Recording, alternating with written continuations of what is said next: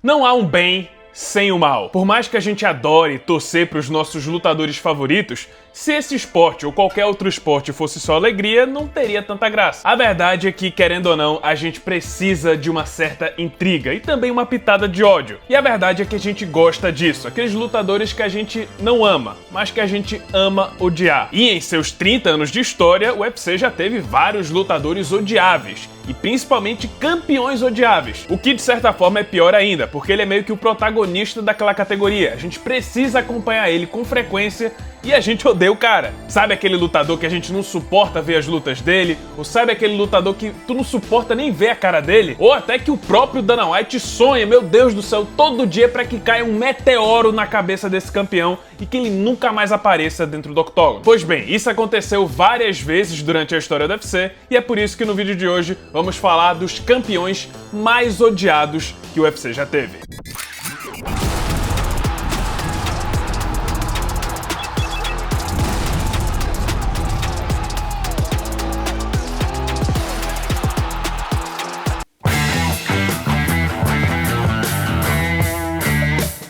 Esse é provavelmente o único da lista que não fez nada muito sério pra merecer o ódio que ele tem. Pra falar a verdade, ele não fez nada pra merecer o ódio que ele tem. Mas lembra lá em 2011, quando era legal você odiar o Justin Bieber, você xingar o Justin Bieber sem motivo aparente? E você meio que só embarcava na onda pra se sentir incluso? Bom, é basicamente isso que acontece com o Belal Muhammad. A verdade é que o Belal, apesar de ter muitos fãs aqui no Brasil que gostam de fazer piada com seu nome, ele nunca foi um favorito dos fãs. Porque as lutas dele sempre foram meio sem sal, ele era um cara sem muita personalidade, e na verdade eu tô sendo bem amigão, porque as lutas dele são muito chatas. Atualmente ele é o único campeão de todo o UFC que não possui um único knockdown na carreira. 80% das suas vitórias foram pela decisão. E suas lutas se resumem a isso: 15 ou 25 minutos de jogo de grade ou fazer aquele cobertor molhado no chão, ficar por cima somente por estar por cima e aplicar alguns golpes ali no ground and pound pro juiz não separar. É a luta do sono, aquela luta lá que você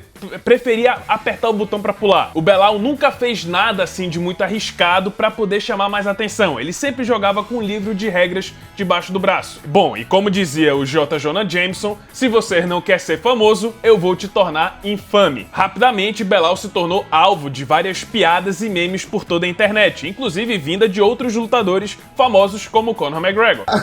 Stop, man. What the fuck is this?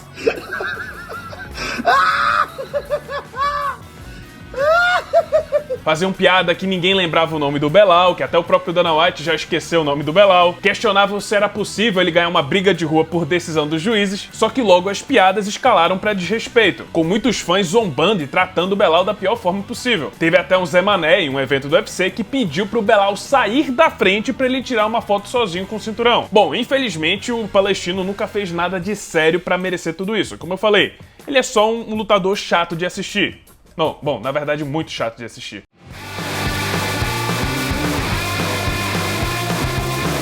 É inegável que Conor McGregor tem dezenas de milhões de fãs ao redor do mundo. E claro, vários apoiadores. Só que se tratando de uma figura tão polarizada e tão polêmica, com comentários ácidos que atingem diversos grupos ligados ou não ligados aos seus adversários, é óbvio que, assim como existe uma legião de fãs que apoiam e adoram Conor McGregor, também existe o contrário. Pessoas que odeiam o irlandês. Quando ele era campeão dos leves, principalmente. Porque depois daquela performance surpreendente contra o Ed Alvarez, que rendeu o cinturão até 70 quilos, o Conor McGregor simplesmente desapareceu e se recusava a voltar para competir e defender seu título. Mesma coisa que aconteceu no peso-pena. A princípio tinha uma desculpa, que era a preparação para a luta contra o Floyd Mayweather, que era fora do UFC, era no boxe. Só que mesmo depois da luta, o cara simplesmente se recusava a enfrentar Tony Ferguson e Khabib Nurmagomedov, os principais nomes da categoria dos leves na época. Nesse embolo começaram as polêmicas extra-octógono. Teve um incidente que ele pulou pra dentro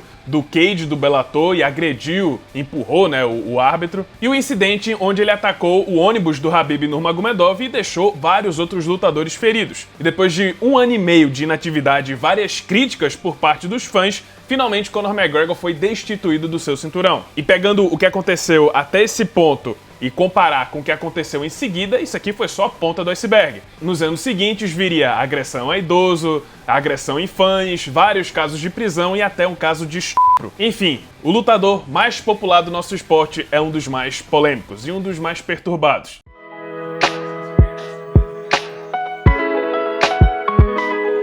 Agora imagina você tá vivendo uma das eras mais empolgantes da história do UFC. Você tá assistindo Robbie Lawler como campeão dos meio-médios. Um cara de poucas palavras, sem frescura nenhuma. Botava o cara dentro do octógono com ele e ele fazia o serviço sem pestejar. E toda vez que Robbie Lawler entrava em combate, você sabia que iria assistir uma candidata à luta do ano. Toda vez o cara se entregava de coração, entregava uma batalha épica. A luta com Carlos Condit, as duas lutas com Johnny Hendricks, a luta contra o Rory MacDonald, uma das melhores da história do UFC. Então imagina você sair disso pro extremo contrário. Porque depois que Tyron Woodley nocauteou o Robbie Lawler em 2016, a gente presenciou um dos piores reinados da história do UFC. Se antes você sabia que viria uma guerra toda vez que o campeão entrava no cage, agora você sabia que ia pegar no sono.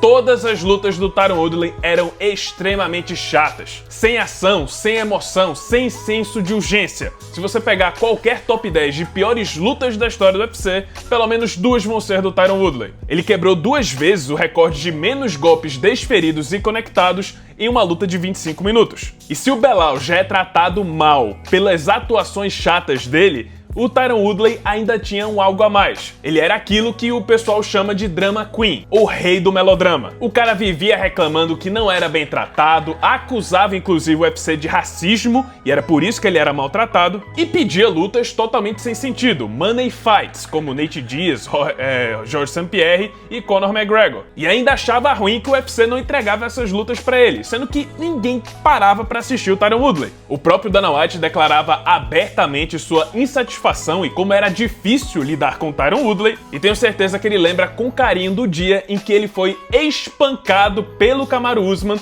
perdeu as 3 lutas em sequência e depois foi nocauteado pelo Jake Paul.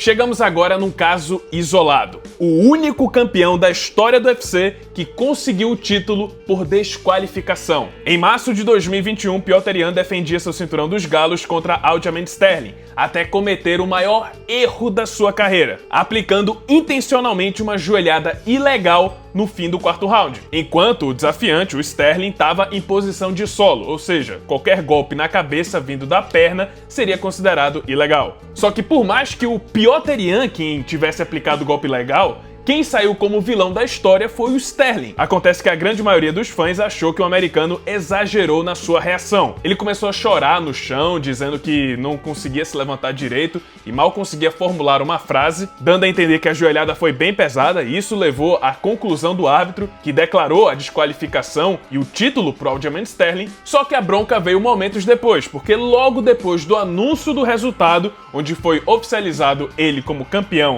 por desqualificação, do nada o Aljamain Sterling estava andando perfeitamente, inclusive deu em seguida uma entrevista pro Joe Rogan, onde ele não errou uma única vírgula. Outro fato curioso é que logo depois do anúncio do resultado, o Sterling jogou o cinturão no chão, quase como se não merecesse ele. Só que aí no dia seguinte o cara tava gravando uma live no YouTube, zombando dos fãs, esfregando o cinturão na cara e carregando ele com todo o orgulho. A impressão que ficou pros fãs é que o Sterling aproveitou a oportunidade, porque ele estava sendo dominado pelo Petr Yan na luta. E isso deixou uma má impressão, um ódio fixo que se mantém até hoje. Seu reinado como campeão, apesar dele ter quebrado o recorde de defesas do título do peso galo, sempre foi marcado por polêmica, sempre foi marcado pelos fãs criticando suas atuações. E, infelizmente, sempre tinha alguma coisa para reclamar. Teve a revanche contra o Yan, que foi por decisão dividida, ele venceu. Teve a luta contra o TJ Dillashaw, onde o ex-campeão acabou lesionando o ombro, ou seja, era praticamente um adversário vencido. E a luta contra o Henry Cejudo, que apesar dele ter vencido bem, foi mais uma decisão dividida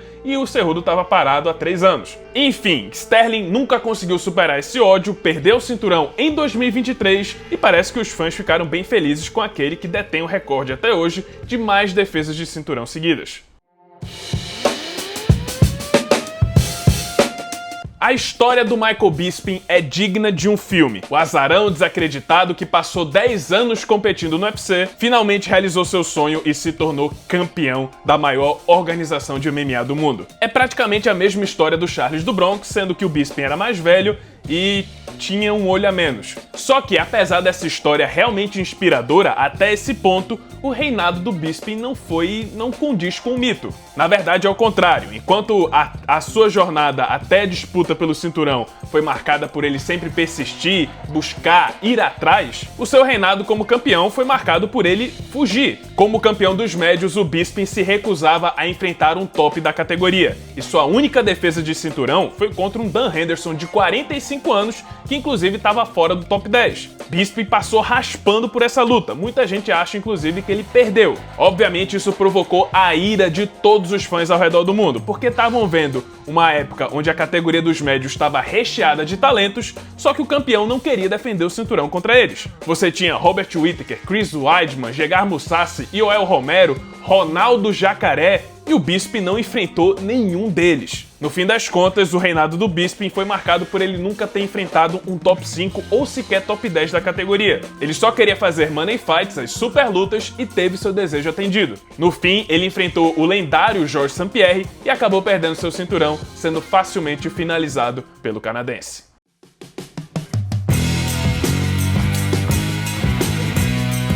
Jonathan Dwight Jones. Oh, o que falar de Jonathan Dwight Jones, também conhecido como Jon Jones? O que não falta são motivos para odiar o Jon Jones, em praticamente todos os momentos da carreira dele e todos os reinados que ele teve como campeão. Como é que pode um dos maiores nomes do MMA ser uma das figuras mais polêmicas de todo o esporte? Ah, Carlos, quais são esses motivos aí tão polêmicos, tão gritantes que levam você a odiar o Jon Jones? Bom, você pode começar com as suas táticas controversas de colocar o dedo nos olhos dos adversários. Teve os resultados polêmicos contra Gustafsson, Dominic Reyes, Thiago Marreta, diversos casos de alcoolismo e problemas de trânsito, e a partir daí as coisas só vão escalando, vão ficando cada vez melhores. A briga com Daniel Cormier, o doping pelo uso de cocaína, bater no carro de uma mulher grávida em 2015 e fugir do local sem prestar socorro, foi preso por isso inclusive e perdeu seu cinturão. Quando voltou foi suspenso por doping em 2016, na época ele já detinha o cinturão interino, perdeu esse cinturão por causa do doping. Em 2017 foi pego no doping de novo e perdeu novamente o seu cinturão que ele acabara de reconquistar batendo Daniel Cormier. Em 2018 foi suspeito, não pego, mas suspeito por doping. Foi preso novamente em 2021 por agredir a sua noiva. E isso aí eu tô falando só pela superfície. Quanto mais você cavar, mais coisas você vai achar sobre o Jon Jones. Tem pessoas acusando ele de dupla personalidade, que ele é uma pessoa completamente diferente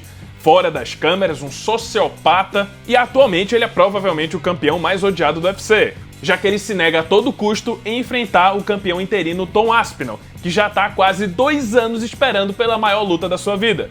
Enquanto o Jones se recusa a enfrentar o campeão interino e tá enfrentando por aí Stipe Miocic de 40 anos de idade. Bom, tá bem claro que, seja dentro ou fora do octógono, existem diversos motivos para você odiar o Jon Jones. Ele é provavelmente o campeão mais odiado da história do UFC e é triste que justamente o lutador mais condecorado do nosso esporte é justamente também o mais odiado e o mais polêmico. Mas é isso, pessoal, esse foi o vídeo, espero que tenham gostado. Se você gostou, deixa seu like, se inscreve no canal, já ativando o sininho das notificações para não perder o próximo conteúdo. E é isso, muito obrigado por terem assistido e até a próxima.